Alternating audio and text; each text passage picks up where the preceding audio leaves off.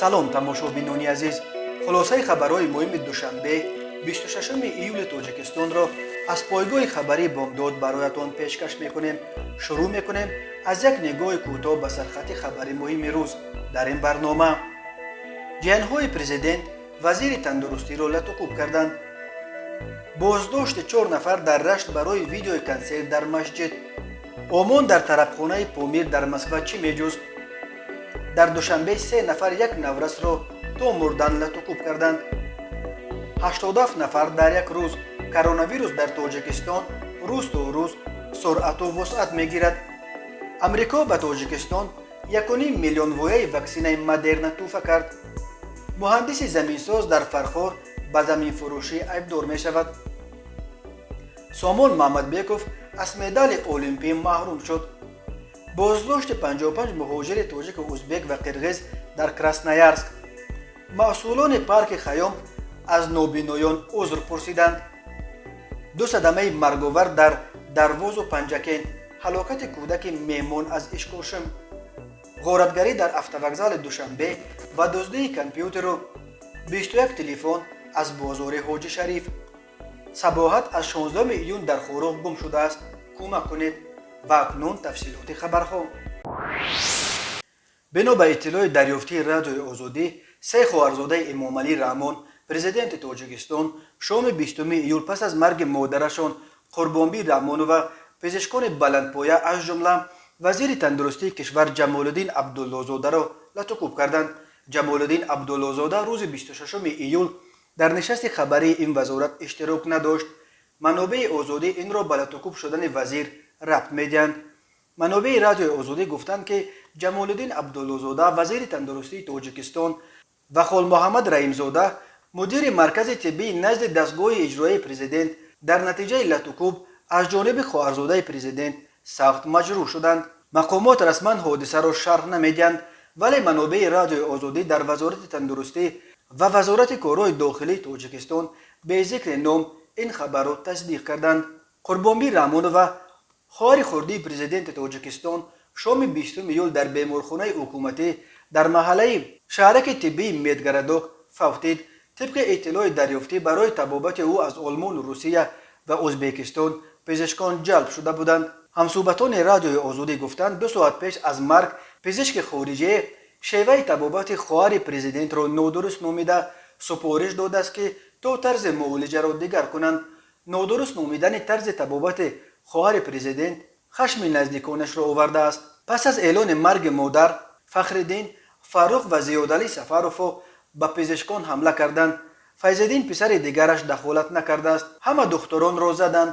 танҳо бо дахолати рустами эмомалӣ онҳоро ором карданд, гуфт яке аз ҳамсӯҳбатони радиои озодӣ. ба қавли манобеъ дар ин муноқиша ҷоғи ҷамолиддин абдуллозода вазири тандурустӣ осеб дида, холмуҳаммад раимзода мудири маркази тиббии назди дастгоҳи иҷроии президент аз сараш зарба хӯрдааст.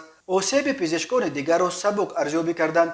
вазири тандурустии тоҷикистон рӯзи 26 июл дар нишасти матбуоти ниҳоди зери итоаташ ширкат накард ва субҳи 26 июл дар маросими қабули 1.5 миллион ваксинаи модерна низ ҳузур надошт. вале дар нишасти хабарии вазорат шодихон ҷамшед, муовини вазири тандурустӣ, дар посух ба ин суол ки вазир куҷост ва дуруст аст ки ҷоғаш шикастааст, ҷавоб гуфт ки вазир дар сафари хидматӣ аст. ин гап боз аз куҷо баромад? ин савол ки дар сафари хидматӣ дар куҷо қарор дорад ва чӣ кор мекунад, шодихон ҷамшед посухи дақиқ надод ва танҳо ишора кард ки дар хориҷ аз кишвар қарор дорад. манобеи радиои озодӣ гуфтанд раёсати кофтукови ҷиноии вазорати корҳои дохила ба таҳқиқи ҳодиса оғоз кардааст, вале ҳанӯз касе боздошт нашудааст. сабаби марги қурбонбӣ раҳмонова ки 21 июл дар данғара ба хок супорида шуд, расман шарҳ дода нашудааст, вале манобеи ғайрирасмӣ гуфтанд ки ӯ аз коронавирус фавтидааст. писари ӯ фахриддин сафарзода дар маросими дафни модараш иштирок надошт. гуфта мешуд ки ӯ низ дучори коронавирус шудааст ва ба ҳамин далел дар маросими дафни модараш дар деҳаи маликова инояи данғара иштирок карда натавонист. ин нахустин ҳолати латуқуби духтурон аз ҷониби афроди бонуфуз дар тоҷикистон дар пайи ҳалокати наздиконашон аз коронавирус нест. соли гузашта писари исмат абдуллоев, раҳбари фурудгоҳи душанбе, дар пайи марги пайи ҳами амааш ва амакаш подполковник Шамсулло Абдуллоев табибони бемористони вилояти Хатлонро дар шаҳри Бухтар латукуб карда буд. мақомоти амниятӣ дар ноҳияи Рашт ҳафтаи гузашта барои муайян кардани манбаи навори видеои консерт дар масҷиди деҳаи Навдӣ чанд нафарро мавриди бозҷӯӣ қарор доданд. рӯзи 24 июн аз байни онҳо 4 нафарро расман барои бозпурсӣ ба шуъбаи ноҳиявии Кумитаи давлатии амнияти миллӣ бурданд. аз ин 4 нафар 3 нафарро баъди бозпурсӣ ба шарти берун нарафтан аз маҳалли зисташон ҷавоб доданд, вале як ҷавонро ки ба боварии мақомот видеоро шояд ӯ сабт карда бошад ба ҳабс гирифтанд. мақомоти амниятӣ ҳамин тавр як чати ҷавонони маҳаллиро дар интернет гурӯҳ карданд, чунки гумон меравад ки видео аввал дар ҳамин чат паҳн гардида аз тариқи он ба интернет роҳ ёфтааст. дар он видеои якдақиқаеги як нусхааш ба идораи пойгоҳи хабари бомдод низ расид. лаҳзаҳои консерти шаби 21 ба 22 июл дар масҷиди деҳаи Навдии ноҳияи Рашт сабт шудааст. гуфта мешуд ҷавононро дар масҷиди Навдӣ аз шаб барои иштирок дар чорабиниҳои саросарии марз 2021 даъват карда буданд ва ба хотири он ки ҷавонон хона ба хона пароканда нашаванд, барояшон дар масҷиди деҳа хурду хӯрок ва ҳатто консерт ва рақсу бозӣ ташкил карданд. ёдовар мешавем соати 4 субҳ 22 июл бо фармони президент ва сарфармондеи олии қувваҳои мусаллаҳи Тоҷикистон генерали артиш Эмомалӣ Раҳмон дар саросари ҷумҳурӣ 100 000 нафар афсарону сарбозони қувваҳои мусаллаҳ, кормандони мақомоти ҳифзи ҳуқуқ ва 130 000 нафар афсарону сарбозони ҳайҳати захираҳои сафарбарӣ дар тамоми қаламрави мамлакат бо бонги хатар ҷамъ оварда шуда, омодабошии ҷангии онҳо санҷида шуд. агентии мубориза бо коррупсияи Тоҷикистон рӯзи 26 июл хабар дод ки тафтиши пешакии парвандаи ҷиноятии Аскар Раҳимзода, собиқ муҳандиси заминсози ҷамоати ватани ноҳияи Фархоро анҷом дода дар пайи тасдиқи фикри айбдоркунанда ин парвандаро ба додгоҳ супоридааст. Аскар Раҳимзода бар асоси банди А қисми 3 моддаи 247 кодекси ҷиноятии Тоҷикистон ба қаллобӣ ба маблағи бузург айбдор мешавад ва ба ӯ бар асоси ин банди қонун ҷарима ба маблағи бузург ва ё аз 5 то 8 соли зиндон таҳдид мекунад. маркази матбуоти агентии мубориза бо коррупсия дар шарҳи ин парванда гуфт Раҳимзода Аскар Зоҳирҷон дар вазифаи сармутахассиси ҷамоати деҳоти ватании ноҳияи Фархор кор карда истода, дар давраи фаъолияти корияш қасдан бо мақсади ғаразнок ва бо истифодаи ваколати мансабӣ ба боварии шаҳрванд А даромада барои ҷудо карда додани қитъаи замини назди авлигӣ дар ду ҳолат ҷамъ ба маблағи 7000 сомонӣ гирифта тасарруф намуда, ба манфиати номбурда ягон амали муайянро иҷро накардааст. фурӯши қитъаи замин барои сохтани хонаи истиқоматӣ ва ё иншооти тиҷоратӣ дар Тоҷикистон ба яке аз риштаҳои аз ҳама фасодзада табдил ёфтааст. достонии кӯли Тоҷикистон 2 ҳафта пеш гуфт танҳо дар нимаи аввали соли 2021 мақомоти ҳифзи ҳуқуқ 8928 гектар қитъаи замини ғайриқонунӣ тақсимшударо ба ҳолати аввалаш баргардониданд. раиси Кумитаи давлатии идораи замин ва геодезияи Тоҷикистон Ориф Хоҷазода рӯзи 21 июл дар нишасти хабарияш эътироф кард ки замин имрӯз мавзӯи баҳси рақами 1 шудааст. мо кормандони беинсофро аз кор меронем ва ҷазо метиҳем. аз тарафи дигар кадрҳои бовиҷдон ва саводнок намерасад. тақрибан ҳамаи зодагони вилояти мухтори Кӯҳистони Бадахшонро ки шаби 24 июл полису омон дар як тарабхонаи Помир дар наздикии истгоҳи метрои Черкизовская дастгир кард, аллакай ҷавоб доданд. шаби шанбе полиси Москва беш аз 100 иштирокчии шоми ёдбуди қурбониёни амалиёти соли 2012 дар хоруғро боздошт карда буд. яке аз ин боздоштшудаҳо дар суҳбат бо пойгоҳи хабари Бомдод тафсилоти ҳаводиси шаби 24 июл дар Черкизовро нақл кард. ба гуфтаи ӯ ҳоло дар полис танҳо чанд нафар боқӣ монданд ва он ҳам барои он ки бо аснодашон каме мушкил доштанд. дар вақти тафтиши санадҳо онҳо дар баъза набаромаданд ки ин метавонад натиҷаи нуқси фанӣ дар кори баъзаи маълумоти полис ҳам бошад. бақияро адвокатҳое ки Мемуншоҳ Мемуншоев як омии шинохтаи ҳуқуқи зодагони Бадахшон дар Москва фиристод, озод карданд. нақл кард ҳамсӯҳбати мо. ҳамсӯҳбати мо гуфт шоми 24 июл дар тарабхонаи воқеъ дар наздикии истгоҳи метрои Черкизовская ки идораи умураш дар дасти зодагони Бадахшон будааст, ду чорабинӣ доир мешуд. در قبط اول بنای طرفخانه با اشتراک بیش از 100 نفر شب یادبود قربانیان عملیات خاروق می‌گذشت. در قبط دوم طرفخانه خانه پامیری نفسازی شده است. یک دختر رضاکار زادروزش را جشن می‌گرفت. در این شب نشینی نیز یگان 50-60 میمون دیگر جمع شده بود. شام یادبود ساعت 20 سر شد و نزدیکی ساعت‌های 21 یکی از همشهریان زنگ زده خبر داد که امام به طرف ما رفته ایستاده است و بهتر است اگر ما شام یادبود را ترک کنیم. ولی تشکیل کنندگان گفتند که ما یگان کار غیر قانونی نکرده ایستاده‌ایم. اگر پلیس بیاید هم تفتیش میکند و میرود. مردم با این گپ تسکین یافت. ولی بعد چند دقیقه پلیس و امام آمده و همه را برداشته برد. هم اشتراکچیان شام یادبود را و هم میمانان زادروز آن دختر بیچاره را همراه با خود صاحب جشن نقل کرد. هم صحبت بامداد. با گفته او در پلیس آنها را بخصوص در مورد احتمال اشتراکشان در زنازنه اخیر گروهی بین زادگان تاجیکستان و قرغیزستان بسیار بازپرسی کردند. بعد آن زنازنه شب 12 ایول در نزد ایستگاه مترو کوزمینک در مسکو قریب هر روز ریدها گذرانیده مهاجران از کشورهای آسیای مرکزی را به طور عمومی دستگیر میکنند. پامیر دیلی نیوز قبلا خبر داد که شام 24 ایول در شهر مسکو بیش از 100 زاده ولایت مختار کوهستان بدخشان را که در سالگرد عملیات خاروق در شب یادبود قربانیان آن عملیات جمع شده بودند دستگیر کردند. 24 ایول سال 2012 در جریان عملیات مخصوص در خاروق 41 نفر کشته و 10 تن دیگر زخمی شدند. از آن دم هر سال در سالگرد حوادث خاروق در خود این شهر و در دیگر شهرهایی که زادگان بدخشان به سر ببرند شب‌های یادبود برپا کرده می شود. به نوشته پامیر دیلی نیوز اساساً از قرائت قرآن در حق قربانیان و خواندن سرودهای مذهبی مردم بدخشان عبارتند. یادآور می شویم سبب یا بهانه رسمی آغاز عملیات نظامی در خاروق کشتار گنرال عبدالله نظروف رهبر ریاست امنیت ولایت مختار کوهستان بدخشان شد.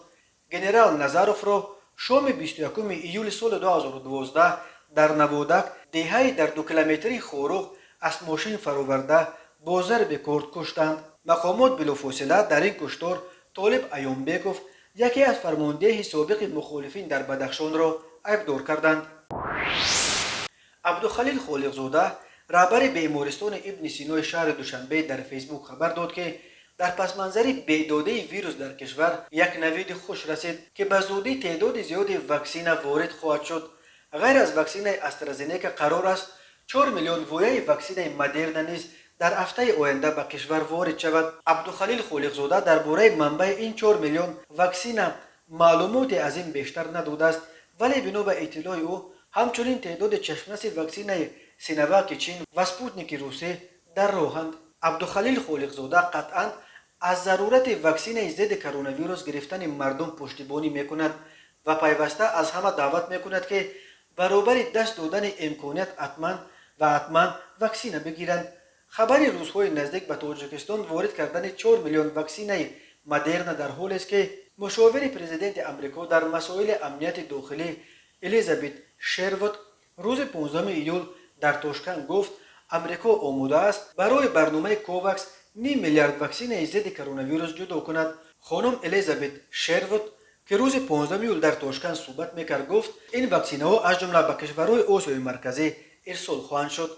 کوواکس یک برنامه بین المللی است که سازمان جهانی تندرستی و دیگر سازمان‌های بین الملل با هدف دسترسی عادلانه همه کشورها بخصوص کشورهای نادار با واکسن‌های ضد کرونا ویروس تأسیس دادند. طبق این برنامه کشورهای از نگاه اقتصادی پیشرفته برای کشورهای فقیر که نمیتوانند اهالی خود را با واکسن تامین کنند واکسن میخرد. تاجیکستان نیز عضو کوواکس بوده.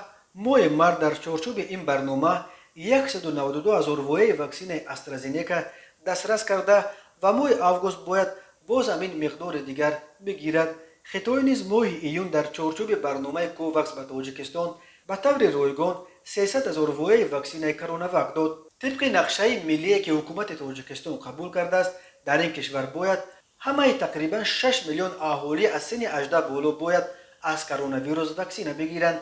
ستاد جمهوری مبارزه با کرونا ویروس روز 3 ایول گرفتن واکسن را برای تمام اهالی کلانسال کشور حتمی اعلام کرد. واکسن ضد کرونا ویروس در تاجیکستان رایگان می باشد. روز 23 میول کارمندان بخش مهاجرت سرریاست کارهای داخلی کشور کراسنویارسک روسیه با جلب نیروهای روسگواردیا در یکی از گرمخانه‌های واقع در دهه کورشنای نویه امیلیانووا با هدف آشکار کردن حالت‌های پایمال کردن قانون‌های مهاجرت ری گذرانیدند. برابر دیدن کارمندان مقامات حفظ حقوق یک قسم کارگران گرمخانه کوشش کردند که پنهان شده خود را از جوابگری برای ویران کردن قاعده‌های مهاجرت خلاص کنند، ولی همه آنها را کارمندان عموم و پلیس برای تفتیش بازداشتند. گفته می شود در اطلاعیه نشر شده در سامانه پلیس کشور کراسنویارسک در جریان تفتیش معلوم شده است که در این گرمخانه 55 مهاجر خارجی از ازبکستان، تاجیکستان و قرقیزستان کار میکنند و 29 نفر آنها قاعده‌های مهاجرت را ویران کردند. همه آنها را به شعبه پلیس امیلیانوفسک برده نسبتشان بر اساس قسم یکم ماده 1927 کودکس حقوق ویرانکنی مأموری روسیه با اتهام دادن معلومات بر دروغ یا سندهای قلبکی هنگام ثبت نام در مقامات مهاجرت پروتکل‌های مأموری ترتیب داده ایزی انگشت همه آنها را نیز گرفتند. پلیس مهاجرت کراسنویارسک گفت چنین ریدهای پروفیلاکتیکی در آینده در گرمخانه‌های دیگر نیز برگزار کرده خواهد شد. تماشابینان عزیز یادآور می‌شویم خلاصه مهمترین اخبار تاجیکستان را از پایگاه خبری بامداد تماشا دارید. برنامه را ادامه می‌دهیم. پهلوان تاجیک سامان محمدبیکوف روز 26 ایول در مسابقات گشتین دیزودو در وزن تا 73 کیلو در نبرد یکم خود احمد علیکای از دسته پناهندگان و در دوره دوم فی نیچیه از گامبیا را شکست داده به اشفینال را یافت، ولی در این مرحله از ورزشگر آذربایجان رستم اوروچوف با یک وزاری مغلوب شد. همین طریق بازی‌های المپیک توکیو برای سامان محمدبیکوف انجام یافت و او از امکان به دست آوردن مدال المپیک محروم شد. روز 27 ایول باز یک گشتنگیر تاجیک اکمل مرادوف در وزن 81 کیلوگرم در مسابقات گشتین دیزودو به میدان خواهد برآمد. حریف او در دوره اول چاشتر اندریف از گوام می باشد. قوه آزمایی ساعت 7:00 با وقت دوشنبه شروع می شوند.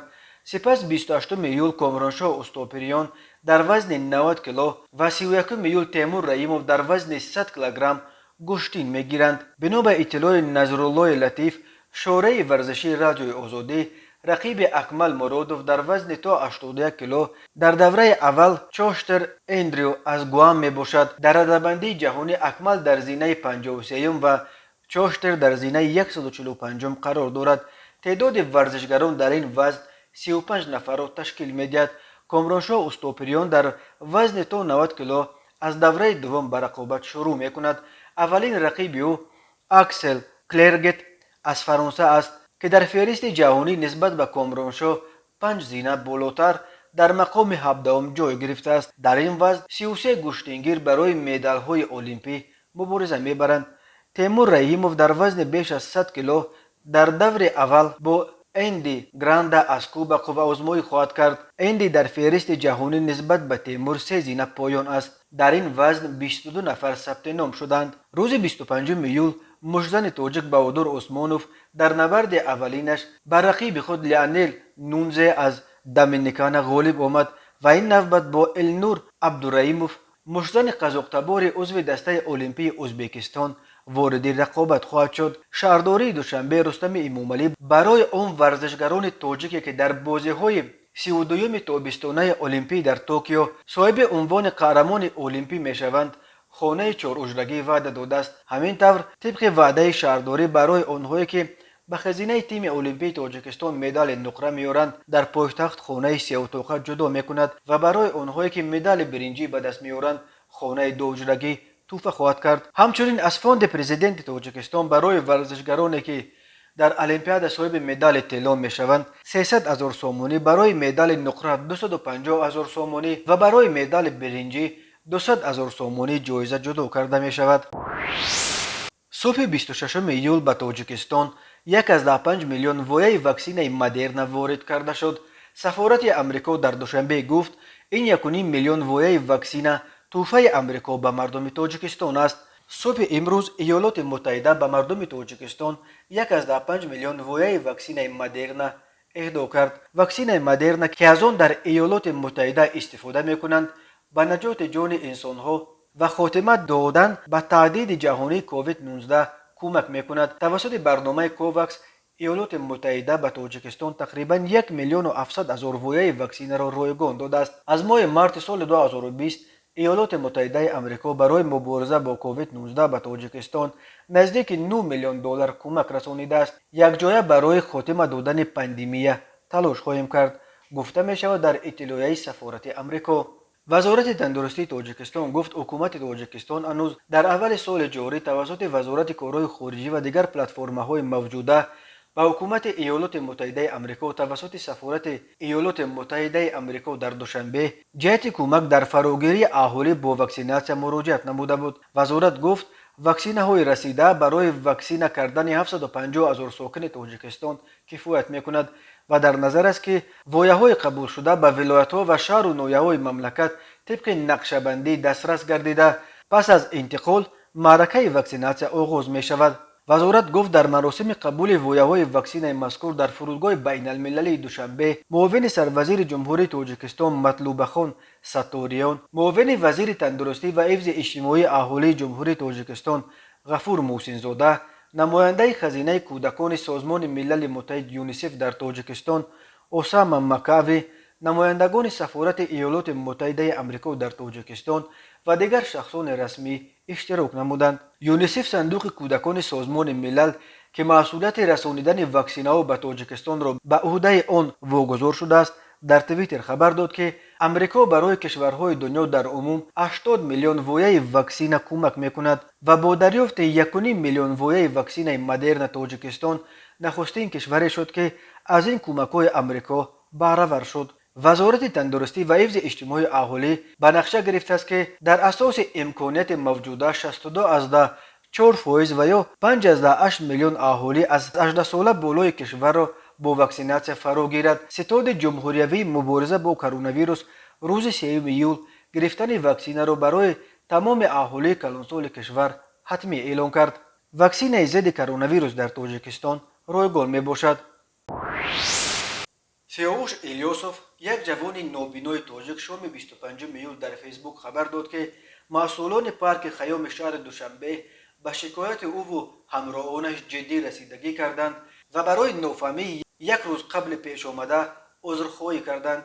سیاوش الیاسوف شام 24 ایول از رفتار تبعیض‌آمیز مسئول اتراکسیون تپه‌های آمریکایی نسبت به او و دوستانش که مثل وی قوه بصیره ضعیف دارند شکایت کرد و گفت آنها را فقط برای معیوب بودنشان به این اتراکسیون راه ندادند. آیین حادثه‌ای که شام 24 ایول در باغ فراغتی با ما نابینایان شده گذشت گفتنیم که بعد یک چند لحظه پخش زنده ویدیوی من در همین صفحه فیسبوکیم مسئولین ما را واخوردند و مسئله را جدی دیده برآمدیم. نفری که با ما دغلانه رفتار کرد و ما را به تپه آمریکایی راه نداد آمده از ما عذرخواهی کرد. مسئولین باغ نیز همچنین در این حالت با احترام از ما پشتیبانی کرده فراغت را برای معیوبان به طور رایگان تصدیق کردند. خلاصه مسئله روی حلش را یافت و در فراغت در این باغ برای نفران معیوب همیشه باز است. همچنین مسئولین ما را با احترام در آخر گسیلانیدند، نوشته سیاوش الیاسوف. او از همه آنهایی که از او و معیوبان دیگر پشتیبانی کرد اظهار سپاس کرده نوشته است که بعد حل شدن مشکل پیش آمده او ویدیو را از صحیفه‌اش پاک کرده است و از دیگر ژورنالیستان و بلاگرها نیز خواهش میکند که بهتر میشد اگر ویدیوهای مربوط به این قضیه را از کانال‌ها و گروه‌هایشان بردارند. مرکز مطبوعات وزارت کارهای داخلی تاجیکستان خبر داد که در پایان هفته گذشته در کشور 2 صدمه مرگ‌آور رخ دادند. در این صدمه‌ها 2 نفر از جمله یک کودک 6 ساله و یک جوان 22 ساله جان باختند. یک دختر جوان 19 ساله جراحت برداشته است. از جمله روز 24 ایول سال 2021 تخمین ساعت 19 راننده ماشین تمغه اوپل ویکترا پرتویف سفر اودینایویچ ساکن جماعت توگرک نویه واسه هنگام حرکت در کیلومتر 278 شورای دوشنبه کلوب درواز خوروغ در حدود دهه یخچسار جماعت نولوند نویه درواز از عهده اداره ماشین نبرآمده خورسو جمعبیک و سامیه امیربیکوونا سال تولدش 2015 ساکن نویه اشکاشم را پخش نموده است. در نتیجه کودک جراحت جسمانی برداشته در بیمارخانه به هلاکت رسیده است. اینچنین سانه 25 ایول سال 2021 تخمین ساعت 16:30 راننده ماشین تمغه مرسدس بنز ادهموف اسلامبek عبیداللهویچ سال تولدش 1999 ساکن جماعت کوستاروش در کنار شهر پنجکند هنگام حرکت در کیلومتر 8 راه ماشینگرد سوفیان شینگ در حدود جماعت چوربوغ از عهده اداره وایسای نقلیات نبرآمده از طرف راست راه برآمده ماشین را به سوی چپ کرده است. در نتیجه راننده جراحت جسمانی برداشته در بیمارخانه به هلاکت رسیده است. مسافر این ماشین عبدالرحمنزاده رمزیه سال تولدش 2002 ساکن جماعت کوستاروش نیز جراحت جسمانی برداشته در بیمارخانه بستری گشته است. تحقیق این دو حادثه ادامه دارد. هر سال بر اثر صدمه‌ها در راه‌های تاجیکستان تا 400 نفر به هلاکت رسیده، بیش از 1200 تن دیگر معیوب می‌شوند. وزارت کارهای داخلی تاجیکستان درباره 3 مناقشه خونین در دوشنبه، مشچا و یووان خبر داد. متاسفانه در یک حالت در محله 64 در پایتخت زنازنی بین نورسان با مرگ یک نابالغ انجام یافته است. ساکن 59 ساله نویه فردوسی پایتخت به شعبه وزارت کارهای داخلی یک نویه خبر داده است که روز 24 ایول ساعت 12:03 شخصان نامعلوم نبیره نابالغ 15 سالش را هنگام در محله 64 همین نویه قرار داشتنش به یگان اساس لطکوب نمودند. در نتیجه جبری دیده جراحت جسمانی برداشته در جای حادثه به هلاکت رسیده است. وزارت کارهای داخلی روز 26 ایول خبر داد که هنگام گذرانیدن چاره‌بینی‌های اپراتیوی جستجویی از جانب کارمندان میلیسیا نابالغان 13، 14 و 15 ساله ساکنان پایتخت با گمان قصداً رسانیدن ضرر وزنین به سلامتی دستگیر کرده شدند. اینچنین ضمن برگزار نمودن چاره‌بینی‌های اپراتیوی جستجویی از جانب کارمندان میلیسیا مرد 27 ساله ساکن جماعت دهات پلدارک نویه مشچا با گمان قصداً رسانیدن ضرر وزنین به سلامتی دستگیر شده است.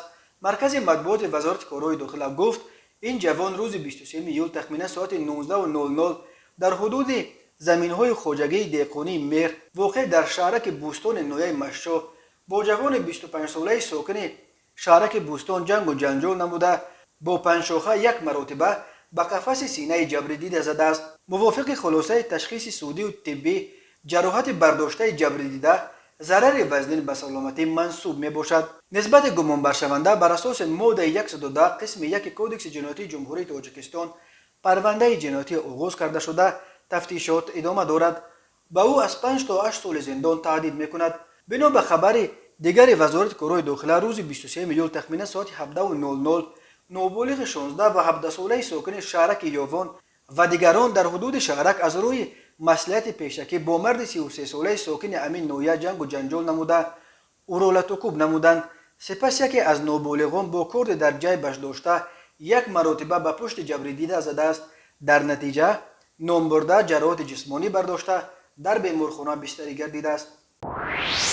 نابالغ 17 و مرد 27 ساله ساکن دوشنبه که یکی اش پیش با ماده 244 کودکس جنایتی جمهوری تاجیکستان سود شده است و آن گمان بر می‌شوند که روز 20 ایول ساعت 14:30 در نزد بنای افتوکزال در داخل مارشروت خطسیر رقم 15 با روی زوروری از دست یک نابالغ 15 ساله تلفن موبیلی تمغه خواوی نرخش 1500 سومونی را کشیده گرفتند.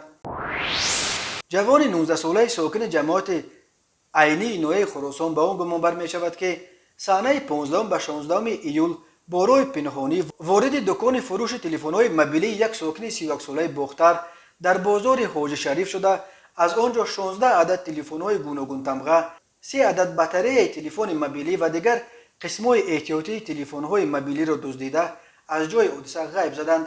ضرر رسانیده شده 9850 سومانی را تشکیل می‌دهد. این جوان همچنین به آن گمان بر می‌شود که سانه 15 و 16 ایول سال 2021 با روی پنهانی از یک دکان در همان بازار یک کامپیوتر، 5 عدد تلفن، 6 MP3، 25 عدد قوت دهنده تلفن موبیلی و گوشمانک‌ها را دزدیده به صاحب بار 6850 سومانی ضرر رسانیده است. و در انجام برنامه یک اعلان.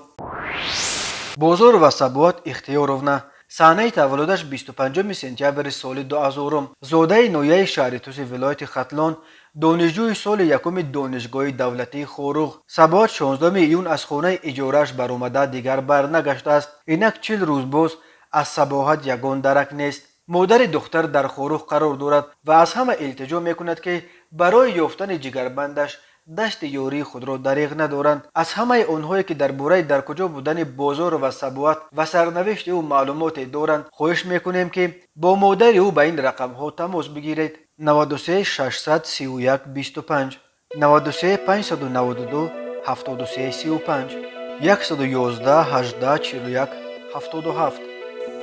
تماشابینان عزیز و گرامی، این بود مرور و خلاصه چند خبر مهم امروز تاجیکستان. خبر و گزارش‌های بیشتر از تاجیکستان و درباره تاجیکستان و اطراف آن را در سامانه پایگاه خبری بامداد پیگیری نمایید. www.bamdad.com. خوش باشید.